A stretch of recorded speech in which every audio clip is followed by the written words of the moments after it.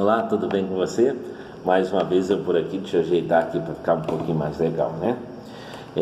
Eu quero falar com você agora sobre a era do iluminismo, né? Então, eu estou fazendo alguns vídeos para os meus alunos aí recordarem, né? Estudarem um pouquinho, assistir o vídeo, ficar mais forte, mais fácil para as avaliações na era da tecnologia, né? Na era da tecnologia nós temos que usar todos os artifícios e nós temos aí o ensino EAD que caminha em passos largos, né? Então vamos utilizar para poder fazer com que o conhecimento chegue até as pessoas. Olha, o iluminismo acontece no século XVIII, né? É um conjunto de ideias que gerou transformações, que levaram às mudanças profundas nas bases da sociedade do antigo regime absolutista, né? Essas ideias foram chamadas de iluminismo. Os pensadores iluministas, eles valorizavam a razão, a liberdade, o pensamento e a expressão, né? A expressão de liberdade. Então, as características do iluminismo é baseado na razão, né? A razão ilumina a mente das pessoas e, segundo os pensadores iluministas, a razão é a capacidade dos seres humanos de conhecer, compreender e julgar, né? O iluminismo também é conhecido como ilustrada também filosofia das luzes, que foi um movimento cultural amplo que desenvolveu na Europa entre os séculos 17 e 18. O que os iluministas criticavam, né? Vou tentar resumir bem aqui para vocês, né? Os iluministas criticavam o antigo regime em vários aspectos. Eles combatiam, por exemplo, o absolutismo monárquico, né? O privilégio da nobreza, a interferência do Estado na economia, a divisão da sociedade em estamentos, né?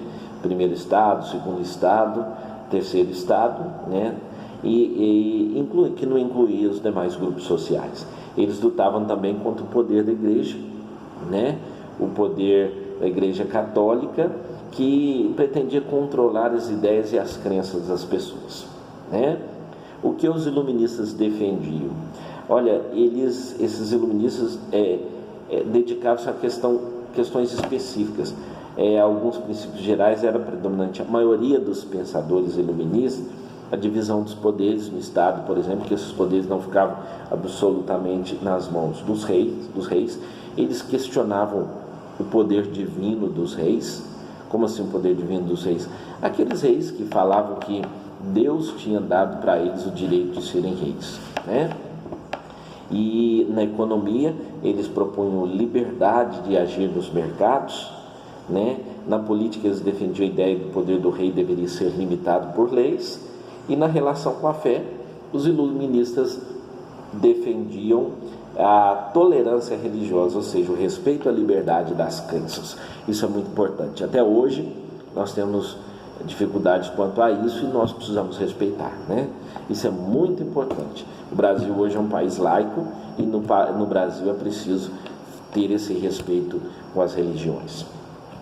O iluminismo contribuiu para difundir os princípios que influenciavam a organização social e política de vários países do mundo contemporâneo, sobretudo nas democracias ocidentais, né? O direito fundamental dos indivíduos, na limitação do poder dos governantes, tá bom? Nós temos aí, por exemplo, John Locke, né? Que foi o político do liberalismo político.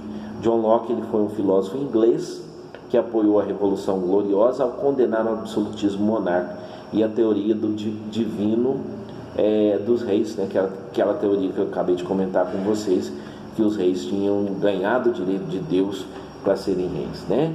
Por entender a ideia de que a principal função do Estado era garantir a liberdade dos direitos individuais, John Locke é considerado um dos fundadores do liberalismo político.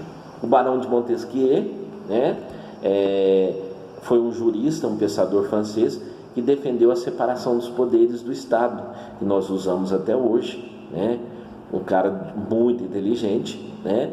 Que dividiu o poder em executivo, legislativo e judiciário.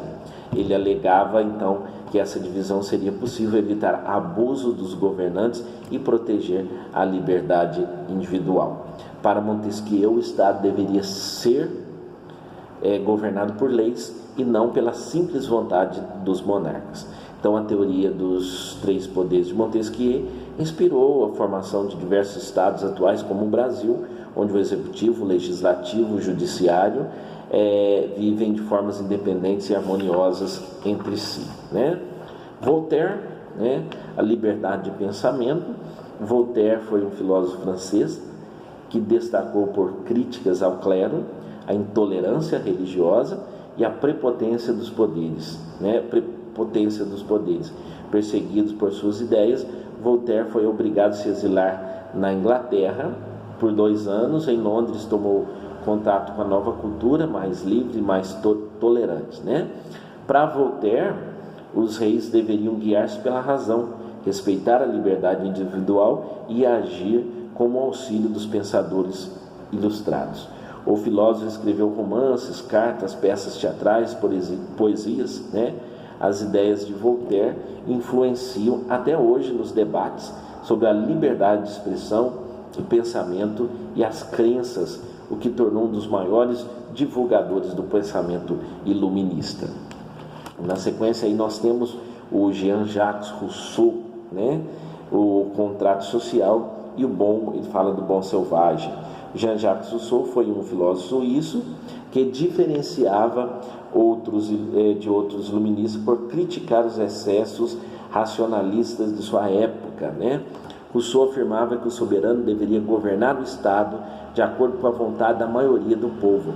Somente assim haveria uma sociedade mais justa, mais igualitária. Então ele fala do contrato social, né, que deveria haver um contrato entre o povo e o rei para que essa governança acontecesse com qualidade, tá? E influenciado pelas notícias dos viajantes europeus trazidas sobre os indígenas americanos, Rousseau elogiou a liberdade desses povos, na época chamados de selvagens pelos europeus.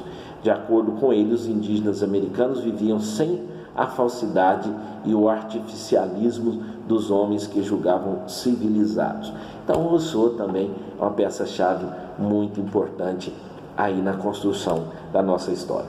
O Adam Smith, né, do liberalismo econômico. Adam Smith também foi um filósofo e economista escocês que criticou a interferência excessiva do Estado na vida econômica.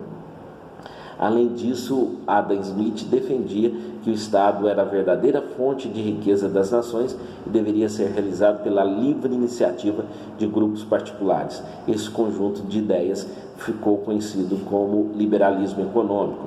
O liberalismo de Adam Smith inspirou a criação do neoliberalismo no final da década de 70. O neoliberalismo é o pensamento econômico que predomina no mundo globalizado. Esse pensamento visa, sobretudo, a redução de participação do Estado na vida econômica por meio do exemplo da privatização das empresas estatais, né? Então, essas ideias nascem do liberalismo de Adam Smith. E nós temos aí os enciclopedistas, né? Que é o Denis Diderot e o D'Alembert, né?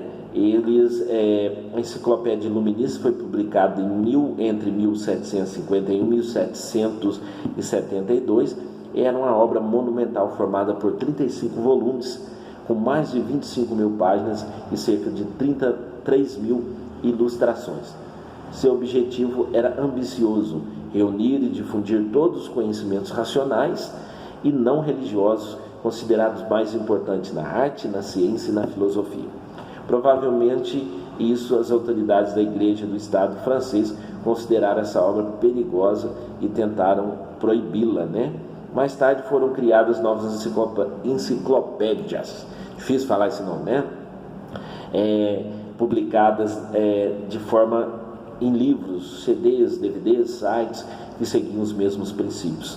Na internet, por exemplo, podemos encontrar enciclopédias produzidas com colaboração de pessoas de diversas partes do mundo, né?